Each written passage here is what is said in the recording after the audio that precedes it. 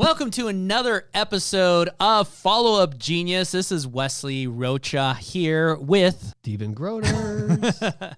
Yes, with Stephen. And today we're talking about, we kind of teased a little bit last week if you're tuning in, but this week we're talking about the secret to your real estate business. Well, actually, it's the secret to making $1 million or the secret to $1 million real estate business. Exactly. It's the one thing that every single agent needs to have in place, needs to be doing to make whatever amount of money, whether you want to make $1 million or $500,000 or $250,000, whatever it is, doesn't matter. This is the one thing you need to have in place.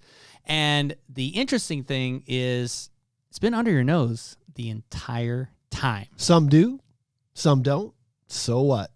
Coming up next. Welcome to the Follow Up Genius Show, a show dedicated to helping real estate agents find their fortune in follow-up by creating stronger relationships, generating more referrals, and converting more leads. Hosted by Wesley Rocha, founder and CEO of LinkU, and Stephen Groders, real estate entrepreneur and high-performance coach. Follow us at followupgenius.net.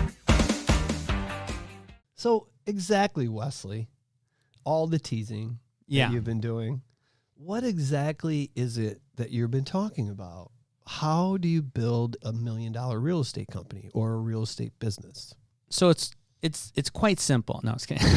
It is. That's my words. It is quite simple. No. So yeah, there was one thing. It's very interesting because this goes back to, when I was first building businesses. I'm an online marketer and I've started all that, back then. Mm-hmm. And my first business, I used to do service. I actually used to do like fish tanks and stuff. But for every consumer, I would fill out like this.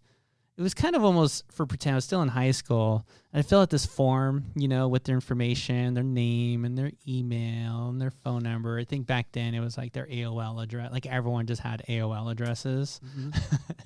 And so I would do that and, I would email, your aquarium maintenance is going to be this time or that, right? And so with that, I don't know why this is just something that I did. Then I went to go work for as tech support for an internet company as I wanted to get more into like the web and into the technology and stuff. And they had a system called AIS. It was just their customer database where they would keep everything. And so when I went to start my business, I was like, I should build an AIS, So I built an AIS system. And I was selling like these little cheap memberships using pay-per-click ads on Google, not to get technical, but the point is I ended up making $1 million. Like I think we ended up grossing $1 million. I did. I was just one little business and just selling this little membership for $3, $5 a month. And where all the money was made was on these annuals and lifetime packages for $40. And then I'd have little upsells and all that stuff. But the point is, everyone who signs up was into my database. Now, here's the thing, though. I kind of screwed it up because I didn't actually follow up with any of them about anything. Not one thing. Gracious. And I had tens of thousands of people in my database. Wow. Tens of thousands who had purchased a service, were paying the monthly fee to access like this membership. Right. And I was just focused on adding more consumers, adding more customers. Well, eventually what ends up happening is this is back a time where there's a company called Napster. And Napster, is a software where you were able to it was basically sharing music files and things off other people's computers. It was a network. Well, long story short, this thing ended up getting shut down. And that's where this business kind of evolved from, was my membership showed people how to use other software to download music and do other stuff with their media. Mm-hmm. And that's all it was. Well, anyway, as these other software started getting shut down, they also started becoming more competition, all this stuff. And the cost per click started going up because I was paying like 5 cents. Oh, my goodness. Right? This is way back in the day when pay-per-click was first invented, basically. Right. I was one of the first, not one of the first, but I was to be advertising on pay-per-click. And I just focused on that. And eventually, and I look back and I think, man, knowing what I know now, I could have made so much freaking money off all those people in my database on my list. And even when stuff started shutting down, like the other stuff, if I had just come up with another offer or another membership or another something, all those people in my database I could have done something with. Instead, I just kind of let the business die out, and then I started LinkU. So maybe it worked out. We'll see. Well, yeah, it could have, but how many people we'll find subscribe for music could have been a realtor? Who knows? Right? Thank you for sharing that, too. I think it's really cool. It is. I want to share something with you. We talk quite a bit, and we're friends, and a lot of people know that. But you asked me a couple months ago, like, what's your biggest regret in business? I'm like, dude, I don't have any. But there's one. And it's the flea market, remember? So I, too, am an entrepreneur like Wesley. I literally sold rug and upholstery cleaner. Remember OxyClean, y'all? Do you guys remember OxyClean? Okay. I sold that stuff before it was actually on TV. That's right. OxyClean. Woo! OxyClean. But at the markets, they called it Supreme Clean. Okay. And I actually know Bob Appleton, one of the founders of OxyClean. Well, yes. From age, literally from the age of 14 years old all the way until I was 45 years old, I went to the flea market on the weekends and I sold rug and upholstery cleaner. Do you know what my biggest regret is from all the years that I spent selling rug and upholstery cleaner there? What was that? I never collected one name, not one. Now, on the other side, my other business, I knew the data was so important. Back then we didn't have computers when you started. You kept everything on a 3x5 card. I had a box this big, right, of all my past clients in real estate. But I didn't have it from the flea market. If I still had that list today, the last I checked, people are still using soap. Oh, yeah. Right. And this stuff was awesome. I'm from Grand Rapids, Michigan, and there's a company called Amway there. How do you think they started? By selling soap. So my biggest business regret is back in 1974, 75, when I was 14 years old, I didn't start keeping track of who I was selling this stuff to. Both of my kids put themselves through college going up there on the weekends.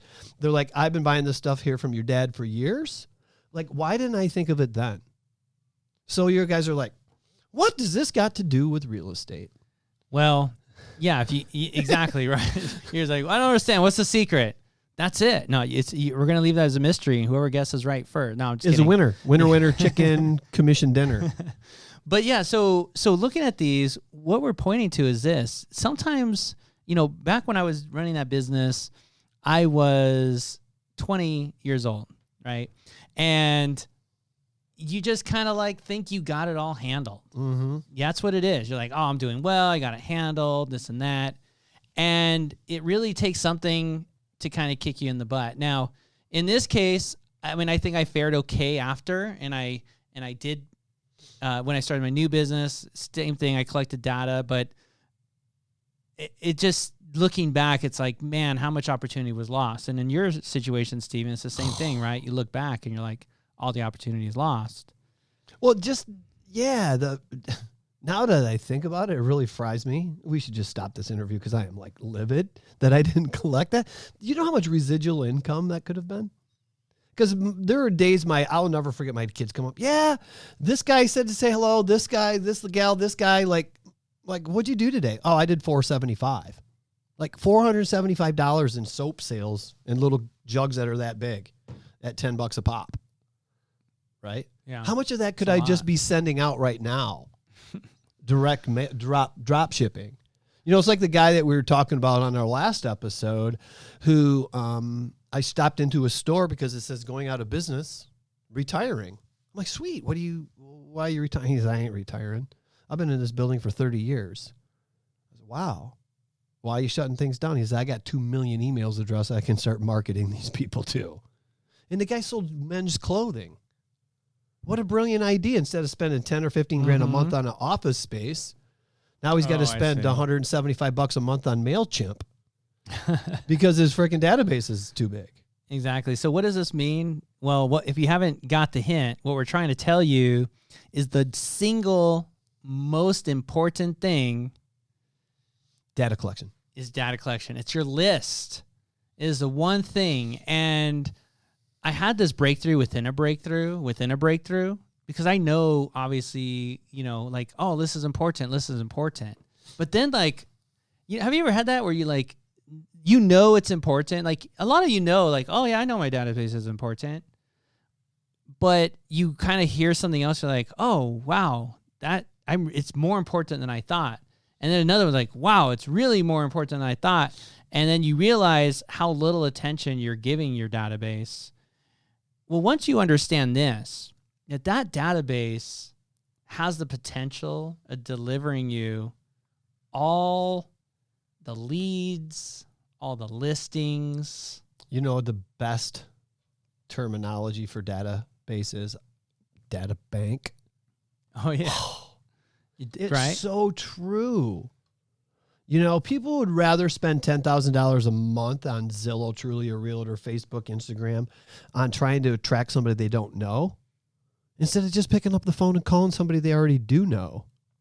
We have, many of you guys don't know this, but Wesley and I do, it's called Weekly Accelerator Pro. And what that is we basically grab you by the hand and we walk you through how to sell a home per week. And you actually go to sellahomeaweek.com and enroll if you want to for the next upcoming event. We shared this strategy and tactic with one of our members. Remember, she's like, when do we get to the ads? When do we get to the ads? When do we get to the ads? Well, this is what you got to do first. We had a follow-up meeting a couple days after the main meeting for people who missed the one, and she showed up just to brag, right? You know that. Mm-hmm. And like, what are you doing here? We said, well, I wanted to tell you, I don't know if you guys know this, but what they're teaching you, it works. I got 8 brand new listings, one call. Guess where she called? 3 guesses, y'all. Past client, database, sphere of influence, stream of income, database, data bank. Now, she not only got 8 new listings, but she got multiple buyers because we're teaching her how to leverage those listings so she can double-side it for her team. And she got an enormous amount of reviews. But what I found very interesting is when she picked up that phone and she called those people, she said, hey, Wes, Victoria, I was just thinking about you. How's everything? Her consumer's response was, I was just thinking about you. Do you think that's a big old bunch of baloney? It's very interesting. And being in the follow-up software, we work with a lot of agents. We're able to work with them on their campaigns and stuff. That is a very common response when you make contact with your past clients. I was just about to call. What was your name again? You liar. Like, what? Like, even the top pros are going to miss some people. They just are, right? I had a client, matter of fact, she talked to her this morning on the phone. Like, I just talked to this person like 3 weeks ago on the phone, and the next thing you know, I'm getting a live transfer from Zillow. It's my client. Like, trying to call on a listing? Yeah, trying to call on a listing. And she's like, I was going to call you. It's about to call you anyways. Right? So it doesn't matter what level you're at. People are going to forget about you. So why not stay top of mind? They've already spent hundreds of thousands of dollars, in some cases millions, on the biggest asset they own. Think about that a second. They put their trust in you already to handle the biggest asset that they currently have. How much trust does that take? Quite a bit. Quite a bit of trust. So you don't want to disappear. No. So when it comes to the list, if you're in the business, we get a question a lot of new agents. Hey, I don't think this is going to work for me. I don't think this product, I don't think this strategy, I don't think this is going to work for me because I don't have a list. And my first thought is always like, yeah, but like, I mean, you're building it now, right? You know, my question is, we don't do coaching, but when we're talking to somebody on the phone, how big is your database? Well, I don't have a big database. How many people are at your wedding? Oh, 600. Really? And you don't have a database? But you had 600 people show up at your wedding? How'd you get them there? Sent invitations. Yeah, see, that's the thing. From your address book. Oh, address book. Yeah. Oh, contact. Oh, what the heck? Oh, yeah, that's your database. Come on. Let's just be realistic. Let's tell these people, I got into real estate. I'm new. And if you're new, tell them you're new. People like to work with new people, right? So, and if you are a smart newbie, you're going to be working with a mentor. And if that mentor's got a really good digital presence, right? Just like Larry, TJ, Kimberly, all these understudies get to play off of their brand. And they've worked 15, 20, 30 years on building a great brand. It's like when we follow up with somebody who inquired on Zillow, Wes. Hey, Wesley, it's Stephen here, Premier Agent with Zillow. I'm just following up on that recent inquiry. The reason we say that is we correlate ourselves with that big brand is so we don't have the friction. Where are you calling from? I don't remember you. Because it's usually, hey, Wesley, Victoria, Stephen here from Keller Williams, Jamestown, following up on the lead you found on Zillow. I'm like, what? Who are you? I'm Stephen, Premier Agent with Zillow. Because they think you're calling from Zillow. They're going to answer the phone. Anyways, change the vocabulary. Follow up. Follow up fast, because that's the key. So I was trying to think, I'm trying to think here, like, how do we, convey this to the importance? Because sometimes I feel like it comes off on deaf ears, right? And they're like, oh, I already know this is important. I already know that. Then why aren't you doing it? Exactly. Why aren't you doing it? And the thing is let me ask you this. Is your database segmented? Is it categorized? If this is the most important thing in your business, right? And, not important in ways like this. Like, this is one of the biggest things I get. My database is important to me, and you're going to put this on Facebook. Are you going to sell our data? Are you going to sell my data? And I'm thinking... It cracks me up every time. Why? Okay, listen, I understand you're sending us your contacts, and it is the most important thing to you, and you're concerned that for some reason that you're gonna import it into our system, we're gonna sell it. But if that's so important, why are they such a mess? They're not organized. I can't, even if I wanted to sell this data, who am I gonna sell it to? Some guy trying to, there's nobody wants this data. It's no good because it's not categorized, right? Or something along those lines. And it's like, look, it's not about that. That you guys, I think a lot of people get hung up on the wrong things, right? Is Facebook going to start advertising to myself? Look, you're not advertising to it. Someone should. No, I'm just kidding. No, they're not going to. But the point is this.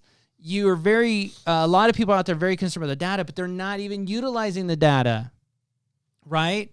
And I'm not saying anyone's selling your data or anything like that. That's not the point. The point is, I think you're worried about that, but yet you're not worried enough to keep it in a CRM to begin with. You're not worried enough to keep it organized. You're not worried enough to keep them tagged. You're not worried enough to keep them categorized. Or worried enough to even call them back and say hello. Exactly. That's what I found was so funny, and I just so wanted to interrupt you because, every once in a while I'll take some overflow, and it's like, are you guys going to sell my data? No. Why would we? Right? What benefit is it to us to sell your data?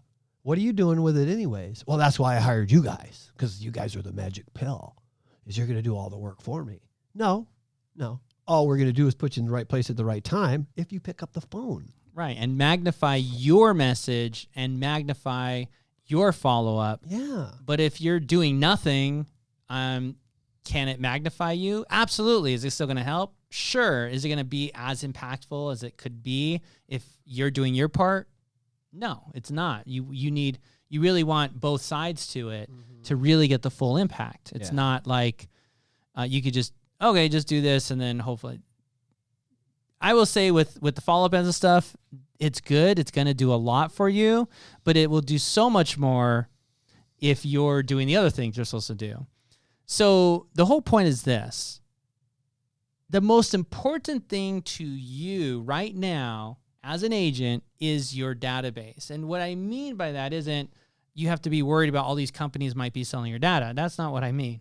And of course, make sure they're not selling your data. But that's what I want you to do is I want you to focus on building your database, adding to your database, and organizing your database so that it's quality data, it's usable. And one thing we talked about as well is when it comes to exiting your business.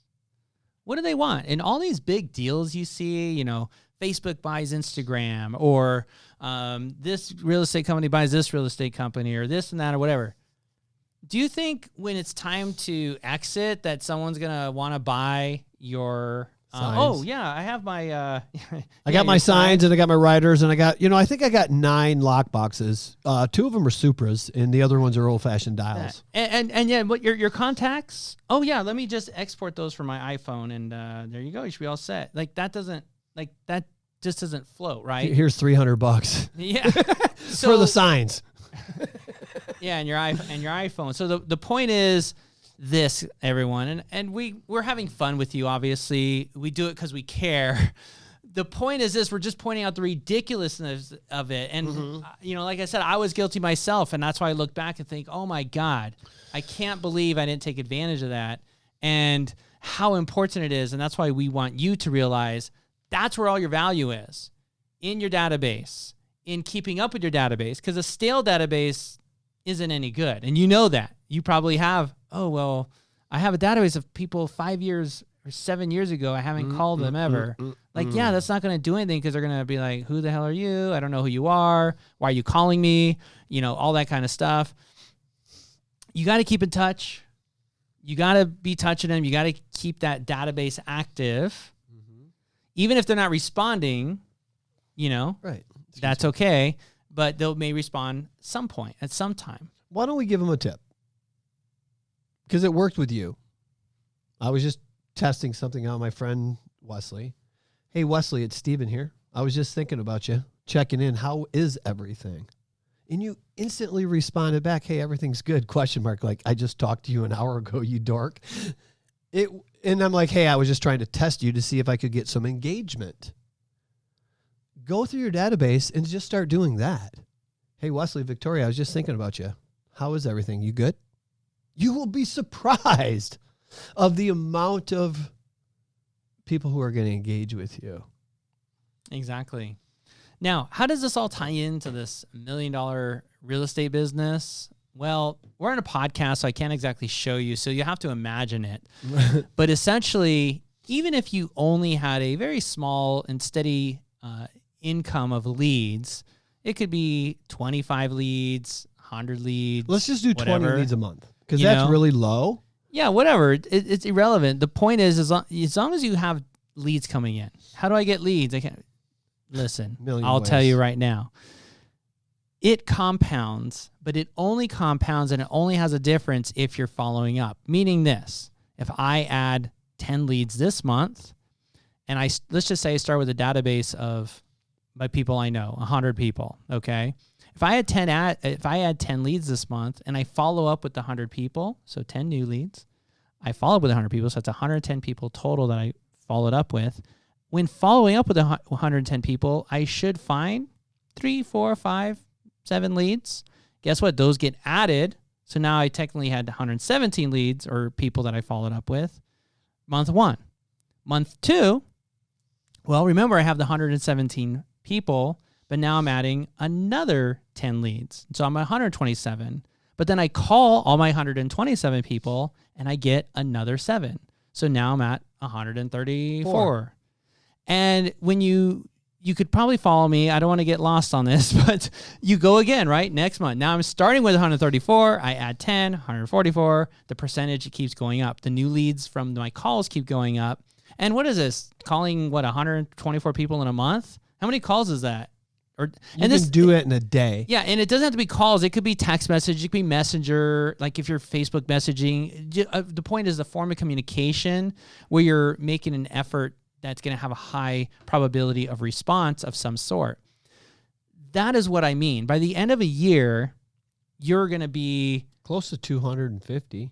Exactly, probably over that. And if you're adding 100 leads a month, right? And it doesn't have to be expensive. 100 leads could be anything. And I'm sure a lot of you say, oh, yeah, I guess I've done 100 leads. If you really think about, you could have maybe done 100 leads had you been collecting information of the people you met, the networking, all that stuff back when you were doing open houses, whatever, continuously adding those things. Right. That, if you're adding 100 leads a month and you never increased your lead count and all you did was follow up with those leads as they compounded and added each and every month, by the end of the year, you would easily be at $1 million unless you're making very little per listing. But yeah, you would easily be over $1 million business. The key here is it only works with the follow-up. And the problem is when we look at over and over and over again, when we talk to agents, we help agents, the only list they're working, and even only a percentage, is the new lead. And that's if they follow up twice, right? Most of the time they should be following up 6, 7, 8, 9, 10 times the very first day. But everybody gives up. Right. Right? And then they give up after like the first day. You know, one of the things, we're in the 4th industrial revolution of our country, and it's called data collection. Right? If you're watching anything on the news about Congress or about, you know, our privacy and about data and all this other stuff, why are they talking about it so much? Because it's so powerful and it's so very important, right? And unfortunately, there's people who have abused their databases. But if you're using that thing like a data bank and you're tracking and measuring it and balancing that thing out like a checkbook, that can be your $1 million. I'm trying to get him on here. A good friend of mine sells 300 homes a year, takes 16 weeks off, right? It's all database. He even saves expired listing data. Like, that's a brilliant move if you think about it. All the expired listings, that's free data. Go in and collect it and start nurturing it. It's free. Everybody's got an MLS. If you're a licensed realtor, go in and start collecting data. People, like, it's so funny. I just need leads. I need leads. Well, you got leads. They're sitting right in front of you. Yeah, and the crazy part is some of you guys who are asking for leads, we say, oh, okay, well, you need leads. Obviously, you definitely need leads, but so I'm assuming you have you've gone through your database already. Yeah. And like, oh, no, I have like still 3,000. Okay. Well, okay. How many homes are you selling? 8. 4. It's like, wait a second. And it's like, okay, what are you doing? Do you call them? No, not really. No, I mean, here and there, yeah. So I put a moat around them. So that's the issue, guys. So if you realize this, and there's a training, you could probably search it. If you search it on YouTube, where I go a little bit deeper into the building the $1 million business. We did it with I did it with Lab Code agents. I went into it. I show you the spreadsheet, show you the numbers, exactly how everything works. So feel free to check that out. But you really can create a home a week, sell a home a week, solely once you get your database at a certain size. You really just kind of leave the faucet on, dripping new leads in there, and then it just feeds the database as people like opt out and things like that. That's it. You just, once you get there, you could design your business. If you want to do 100 homes, great. If you want to do 52, great. If you want to do 24, great. Whatever it is, once you master your database, then you are set. Listen, you know what I just came up here sitting here? Once that data bank is balanced, think about that. If you balance your checking account, it's the same thing as your data bank. I want to say data bank. No, you're the same thing as your database. If it's segmented into your A's, your B's, your C's, your D's, and your E's, oh my goodness gracious. You know how bad I want that S category, the soap category back? Because, yeah, I missed out there. Big time. It's my biggest regret in business. So, yeah, that's it. So, hopefully, you have a new take or new look at your database when you think about the value. Like, wow, what is it? Now, if you're still not sure, well, what do I do? What do I say? All that stuff. Well, you know. Why don't you start with this? Hi, I was just thinking about you. How is everything? There you go. Or, actually, you know, here's a really good one, too. I know I haven't talked to you guys in a while. Have you considered selling? Try that if you want to lose your database. Right? I'm just kidding. But just remember this, you guys. if you follow up fast.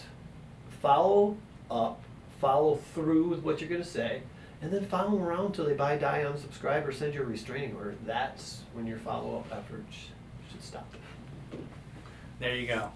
All right, so that is all. Now, what I was going to say is if you still find yourself needing help, Stephen and I will take on a small selection of agents every once in a while. Pros. And we work with them. Not agents.